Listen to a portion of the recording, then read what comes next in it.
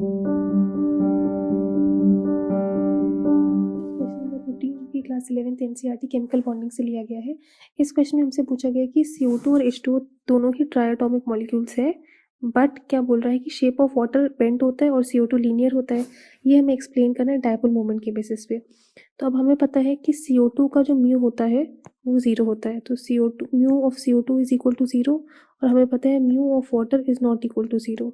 तो अगर कोई स्ट्रक्चर का CO2 का अगर डायपोल 0 है, इसका मतलब उसका स्ट्रक्चर कैसा होना चाहिए, उसका स्ट्रक्चर लीनियर होगा, तभी उसका डायपोल जो होगा नेट कैंसिल आउट होगा, और इसी वजह से उसका डायपोल 0 है, क्योंकि ऑक्सीजन इलेक्ट्रोनेगेटिव एटम है वो पुल करेगा अपनी साइड, तो दोनों vectors equal and opposite direction में होंगे और नेट एंगल 180 डिग्री है।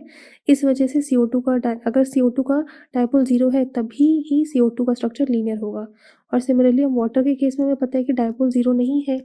यहाँ पे अगर हम देखें तो इस साइड भी पुल होगा और इधर भी पुल होगा ऑक्सीजन और हाइड्रोजन में, और फिर ऑक्सीजन इलेक्ट्रोनेगेटिव लोन पेयर की तरफ होगा, तो नेट जो वेक्टर जाएगा वो पूरा अपवर्ड डायरेक्शन में जाएगा।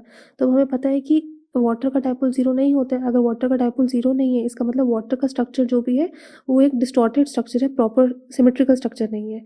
तो वाटर का स्ट्रक्चर बेंट है, इसी वजह से वाटर का डायपोल 0 है, इसी वजह से वाटर का स्ट्रक्चर डिस्टॉर्टेड है। और वो किस टाइप का डिस्टॉर्टेड है, डिस्टॉर्टेड टेट्राहेड्रल, जिसको हम बेसिकली बोलते हैं बेंट स्ट्रक्चर।